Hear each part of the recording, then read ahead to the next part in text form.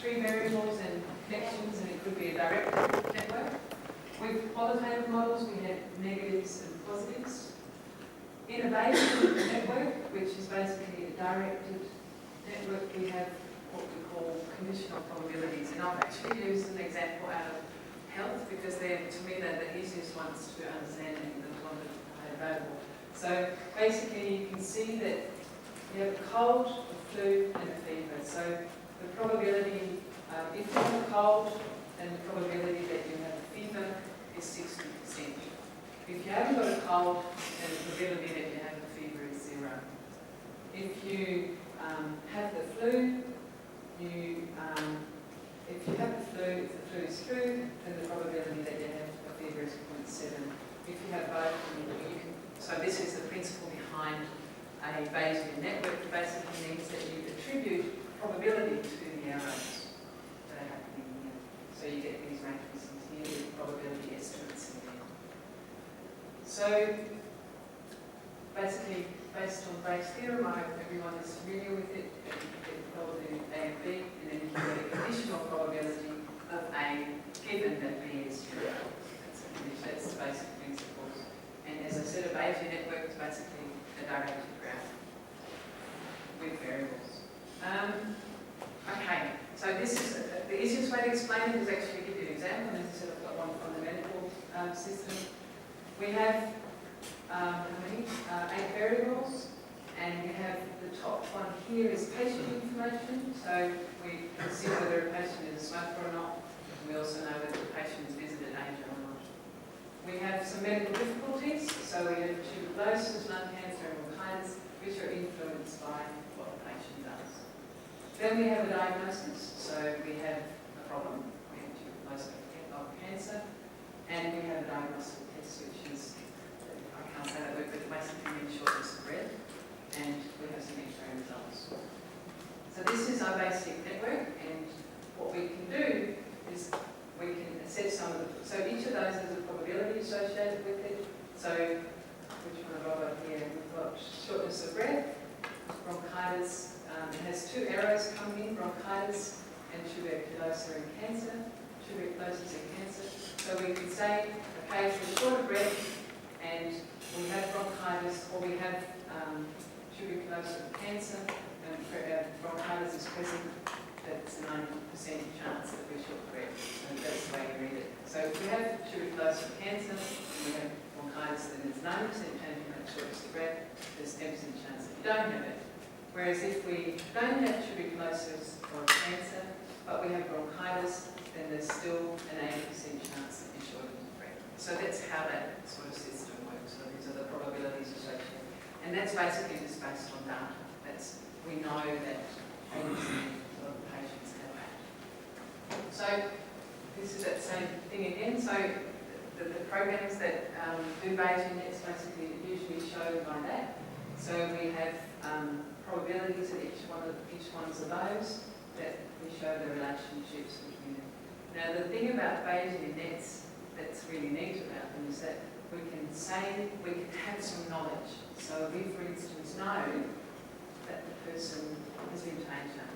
So we have a known fact in this network.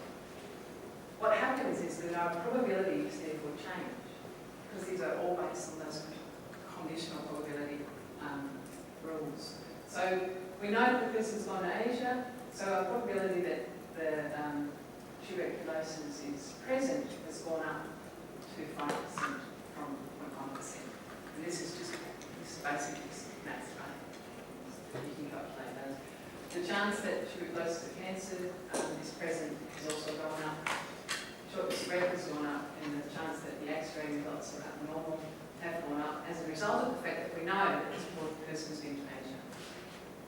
So what this is predictive reasoning, right? We're given evidence about a cause and what are the predicted effects.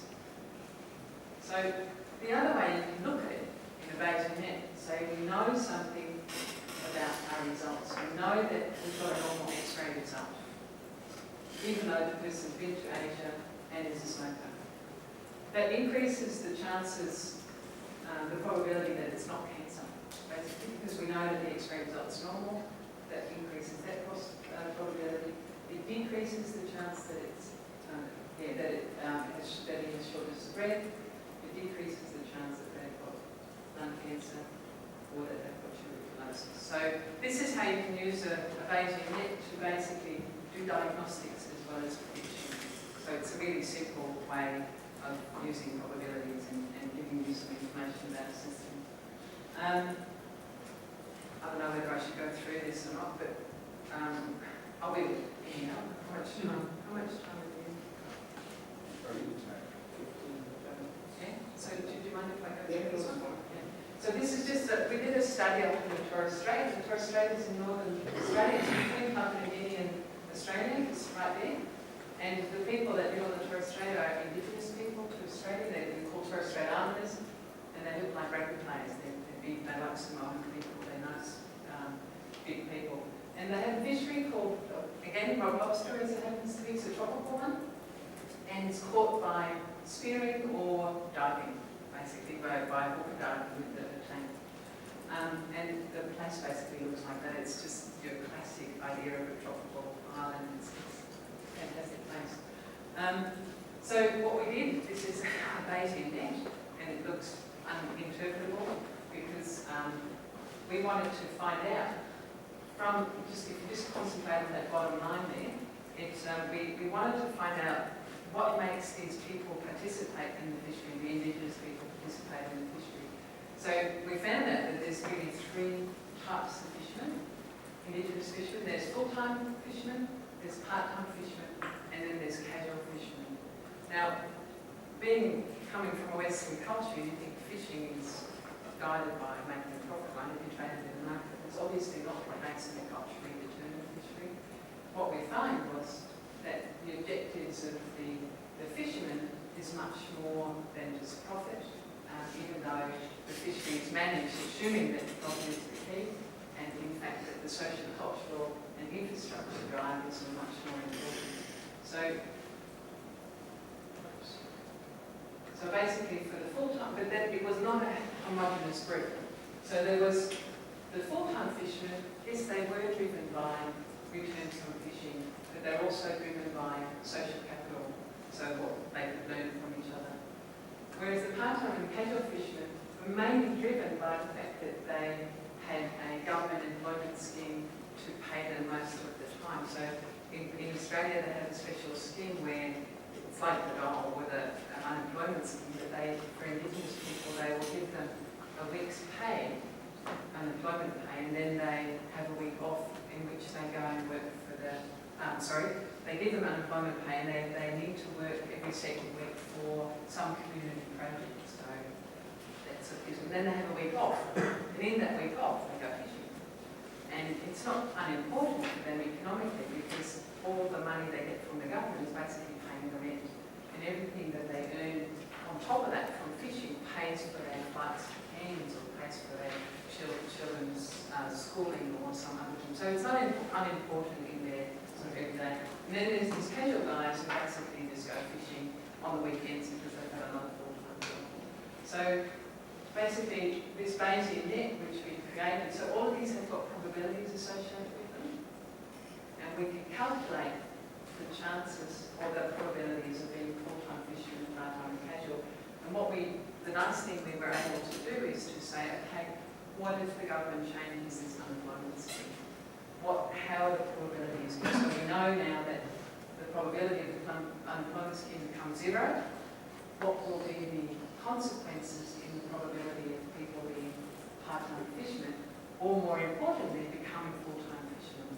Because the fishery is unconstrained and hasn't got a total allowable catch, it actually means that they may increase the fishing pressure to the extent where it becomes, where it threatens the abundance of the species. So that's what this Bayesian net allowed us to do, to actually investigate some of the consequences of different policies. And that was it. So it was very short. Any questions about that?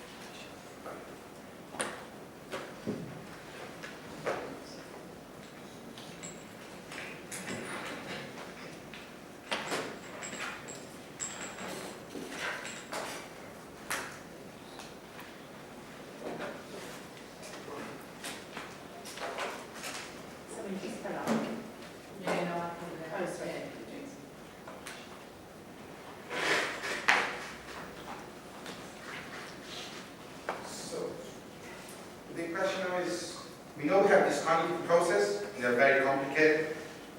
Can we predict how humans behave? But most of all is that if we have to deal with complex systems, how do we model decision making? Do you have any idea how we could simplify human beings so as to model decision making? What are the elements you would take into account if you were to model decision making? Cost of what? Risks.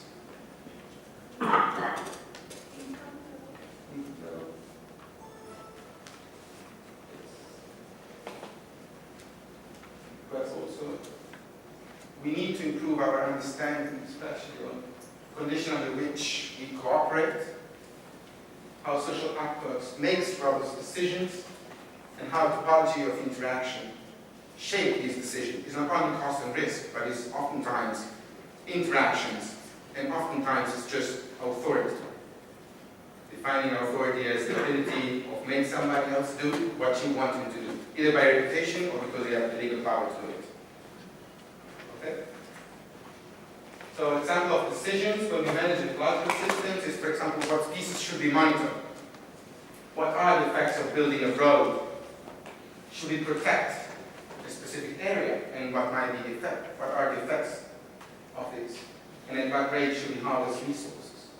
And in all cases, we need mainly two types of information: background knowledge and specific information.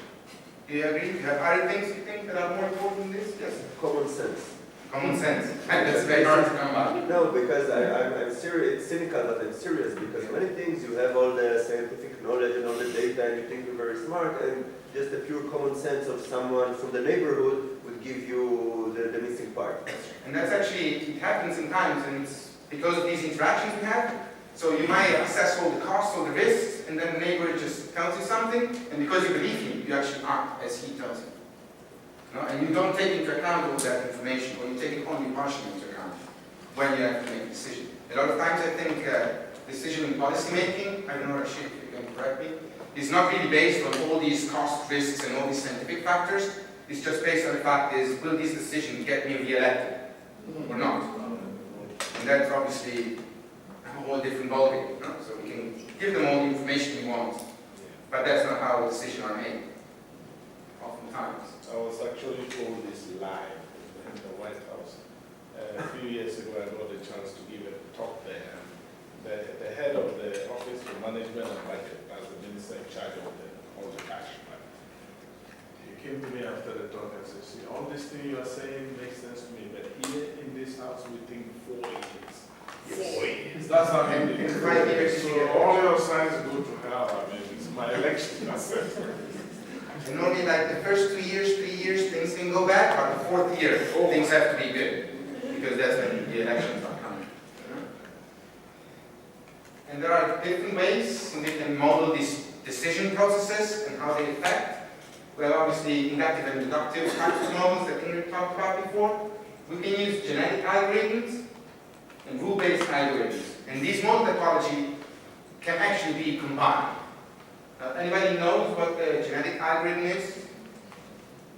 How would you make a decision based on a genetic algorithm? Yes? Repetitively change your decision and see which one comes best. Yes. For this thing. And develop from one to the next. Sorry?